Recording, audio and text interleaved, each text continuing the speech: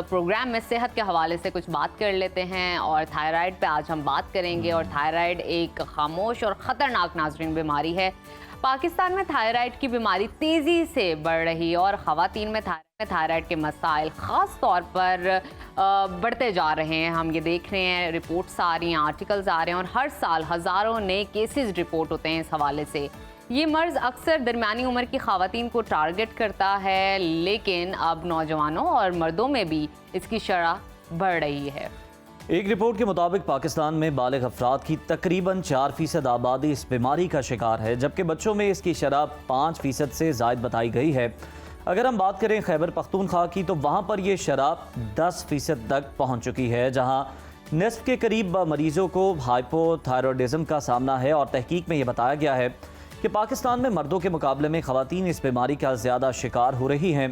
हर 8 में से एक खातून अपनी ज़िंदगी में थायराइड के किसी न किसी मसले का सामना ज़रूर करती है। अब थायराइड है क्या, इसकी वजूहात क्या हैं और इसका इलाज क्या है, इस पर भी बात करेंगे। इस वक्त हमारे साथ स्टूडियो में मौजूद हैं प्रोफेसर फैजुल रहमान साहब। बहुत शुक्रिया डॉक्टर साहब आपके वक्त का। मैं चाहूँगी थायराइड के इलाज और उसके सिम्टम्स पे जाने से पहले एक दफ़ा इसको एक्सप्लेन कर दीजिए कि थायराइड है क्या।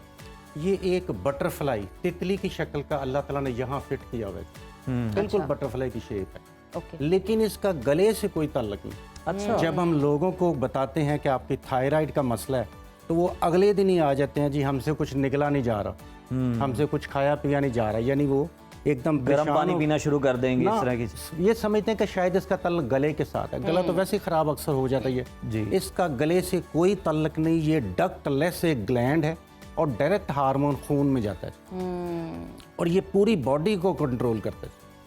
अच्छा, तो डॉक्टर साहब इसमें फिर मसाइल आते किस तरह से हैं? वजूहात के हवाले से हम बात कर लेते हैं और क्यों ये इतनी तेज़ी से फैलता जा रहा है? ब्रिटिश दौर में सबसे पहले जो हिली एरियाज थे जी, उसमें इसका मसला सबसे ज़्यादा क्रिएट हुआ, तो उन्होंने आयोडीन स्टार्ट कराई। आयोडीन हम कई तरीक़ों से देते थे उस दौर में। हम सबसे आखिर पे ये फैसला हुआ कि इसको नमक में मिक्स कर दिया जाए ताकि वो सारे लोग यूज़ कर लें। हत्ता कि हमारी जो पंजाब की बेल्ट है, ये फैसलाबाद वगैरह, यहाँ भी जो ज़मीन में आयोडीन है वो कम है। सही। निस्बतन हम जो मैदानी इलाके के लोग हैं, इनको प्याज ओनियन के ज़रिए थोड़ी सी आयोडीन मिल जाती है, लेकिन सबसे बड़ा सोर्स समंदर की मछली का है। अच्छा। समंदर में जो एल्गी होती है, जो घासनुमा होती है, वो फिशेस खाती हैं।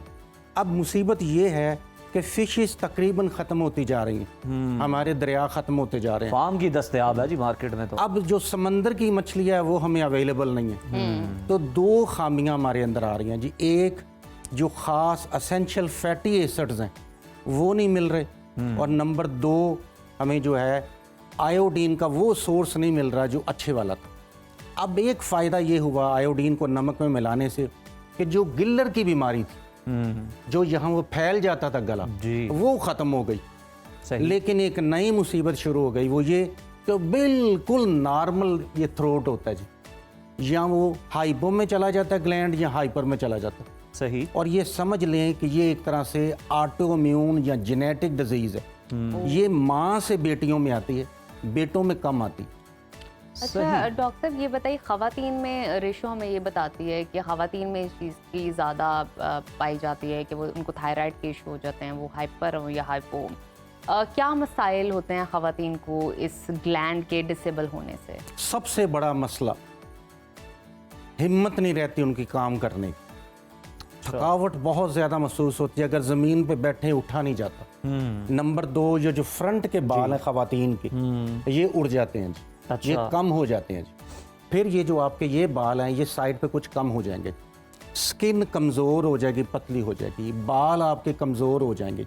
लेकिन सबसे ज़्यादा जो मैं कैच करता हूँ मरीज़ों को, वो जिसको आप डिप्रेशन बोलते हैं, मैं उसको एंजाइटी या स्ट्रेस बोलता हूँ। 2 बड़ी मुसीबतें हमारे लिए हैं। अगर हम कह दें ये नफ्सियाती मसला है, तो मरीज़ मेडिसन नहीं लेता। अगर ये कह दूँ, मैं इशारा करता हूँ कि यहाँ एक विटामिन कम हो रहा है, उठ के भाग जाते हैं कि हम तो मैदे के लिए आए हैं, हम कोई और तकलीफ के लिए आए हैं, ये हमें क्या बता रहा है या क्या नहीं बता रहा। तो मुझे 40 साल हो गए जी, अब जाके शऊर आया, जो हमारी नई नस्ल है वो कम से कम सुन लेती है, अच्छा। एक्सेप्ट कर लेती है। बड़ी अच्छी बात है। जो पिछली नस्ल है आज भी एक्सेप्ट नहीं करती। और सबसे बड़ी मुसीबत मेडिकल स्टोरों की है जी। मैट्रिक फेल बच्चे हैं सारे, और जो नशे के टीके हैं वो बोलेंगे ये दर्द के टीके हैं, और जो वो दवाइयाँ जिसको हम एंजाइटी या स्ट्रेस में देते हैं, मैं आपको कसम खा के कहता हूँ कि 99% जो साइकेट्री के मेडिसिन हैं इसका ब्रेन से कोई ताल्लुक नहीं। अच्छा। सिर्फ शिज़ोफ्रेनिया, ओहो। सिर्फ जो बहुत कम है 1% है दुनिया में, उसके लिए हम साइकोटिक मेडिसिन देते हैं। बाकी जो देते हैं, आप मेरी बात सुन के हंसेंगे कि मैं 3000 फीस लेके साइकेट्री की मेडिसिन खवातीन को देता हूँ कि आप खूबसूरत हो जाएंगे। अच्छा। मैं आपको सच कह रहा हूँ।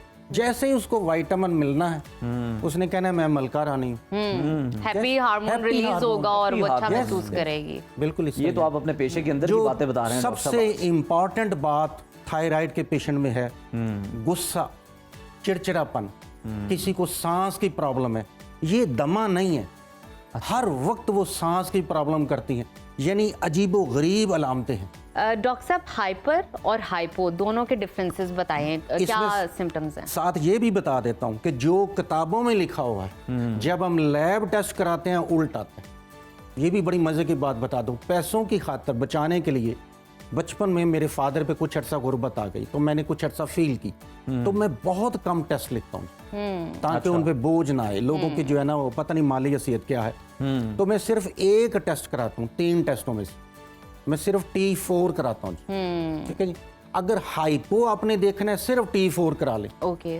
हाइपर देखना है तो सिर्फ TSH करा ले।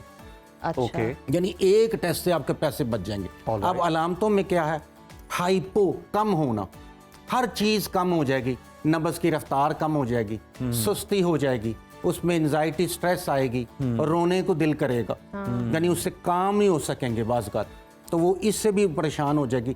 और सबसे बड़ा मसला जो मैं समझता हूँ, हमारे मर्द खवातीन का साथ नहीं देते।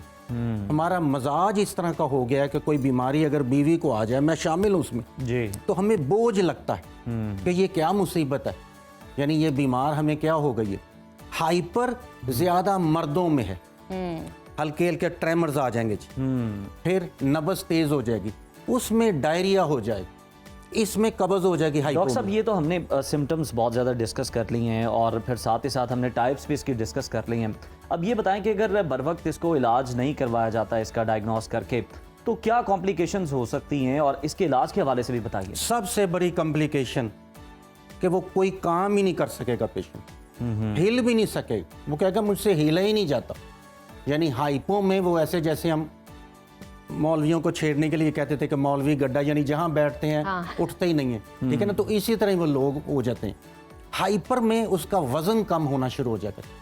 सबसे बड़ी सिम्टम हाइपर की, वो बोलेगा कि 6 महीनों में मेरा 10 किलो वजन कम हो गया, और हाइपो वाला बोलेगा मेरे वजन ज्यादा हो गया थोड़ा सा। ये कोई 20 के करीब सिम्टम्स हैं जी, और हम किसी एक आध सिम्टम से हमारे कान खड़े हो जाते हैं। कोई पेट सिम्टम्स नहीं कि ये हाइपो है, ये हाइपर। इलाज डॉक्टर साहब? इलाज इतना आसान है जिसकी हद कोई नहीं, लेकिन है मुसलसल। अच्छा, वो क्या? कंसिस्टेंसी चाहिए। यानी इलाज सिंपल, हमने थायरॉक्सिन देनी है सही, जिसमें हाइपो है, और जिसमें हाइपर है थायरॉक्सिन को रोकने के लिए नियोमरकाजोल देनी। इलाज बहुत आसान और है, ये लेकिन मेडिसिन हैं, ये मेडिसिन, लेकिन मरीज तंग आ जाता है जब उसको ये बताते हैं कि ये सारी उम्र खाना है। अब जिसमें हाइपो है, कभी उसको हम 4 गोलियां देते हैं, कभी 3 कर देते हैं, कभी 2 कर देते हैं, कभी कहते हैं फिर 4 करो। तो एक तो डॉक्टर की फीस, ठीक है, मैं तो नहीं बार बार बुलाता, लेकिन कई माली फायदे के लिए बार बार बुलाते हैं, तो वो फिर तंग आ जाते हैं। ये एंजाइटी स्ट्रेस, जिसको आप डिप्रेशन बोलते हैं, लोगों में ये हो जाता है कि वो मेडिसिन खानी छोड़ देते हैं। वो कहते हैं ये क्या मुसीबत है कि ये हमेशा खानी है। फिर जो दूसरे शोबों के डॉक्टर्स हैं, वो उनको कहते हैं कि ये तो आपको लग गई दवाई जी, ये तो नशा लग गया आपको, वो कोई ऐसा इलाज ढूंढो जो वक्ती हो। और कहीं ना कहीं बहुत सारे लोगों के स्टमक भी डिस्टर्ब होते होंगे, गट डिस्टर्ब हो जाता है। जाहिर बात है, एक मेडिसिन आपने रोज खानी है तो स्टमक तो कहीं ना कहीं इफेक्ट होगा। बहुत शुक्रिया डॉक्टर Thank साहब, you so आपकी much. मौजूदगी। बहुत सारी इन्फॉर्मेशन आपने थायराइड के हवाले से दी है और बहुत ही बेहतरीन अंदाज में आपने एक्सप्लेन की है कि गले में तो एग्जिस्ट करता है लेकिन आपकी पूरी बॉडी को ये ग्लैंड सर्कुलेट करता है, उसके हार्मोन्स को बैलेंस रखता है। तो ये बड़ा अहम है, अपना डेली चेकअप ज़रूर करवाए, डेली नहीं तो मंथली चेकअप अपना ज़रूर करवाए। अगर आपको कोई थोड़ी सी भी प्रॉब्लम लग रही है डॉक्टर के पास जाइए, सेल्फ मेडिकेशन मत कीजिए।